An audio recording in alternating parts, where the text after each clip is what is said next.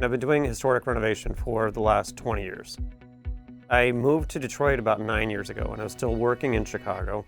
Why I was drawn to Detroit anyway was the quality of housing stock that's available. And a lot of it's in deteriorated shapes. And as we've seen over the last 9 years, it's come back a lot. And I was kind of at the ground level of that, if you will. I'm working on houses a lot of times that are 100 years old. And they weren't built with insulation in mind. You know, energy was cheap back when these were built, and they often used their windows to ventilate because they would overheat them. Imagine, you know, the cost of coal, it was like nothing. And now it's a precious commodity, and so we want to try to close these in because we don't want the energy going out the windows and roofs and walls and so forth.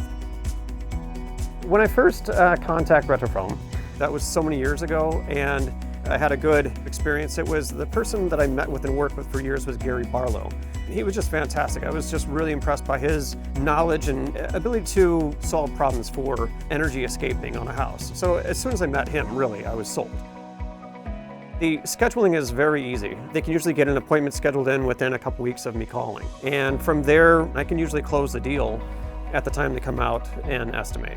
And from there on, they're right on track with the timeline. Everything is professional and clean. The crew is courteous and very, very well mannered, very respectful of the houses we're working on, especially if people are living in the house. We have to work around people and their schedules while they're in the house, and they've always been really great. I've never had any issues whatsoever. And this is a superior product from fiberglass, certainly better R value. This house is entirely open cell, though in some instances we've had to use some closed cell. In this case, our joists are 2x6s, and so there's plenty of space for that to go in. And other times we've had to fur out the rafters so we have enough space for the open cell. And in some cases, with a brick house that's fully brick, maybe it's 2 to 3 layers of brick solid, there isn't a lot of wall space or open space in there. So the studs are sometimes 1.5 inches thick. There's no way you could put enough material in that.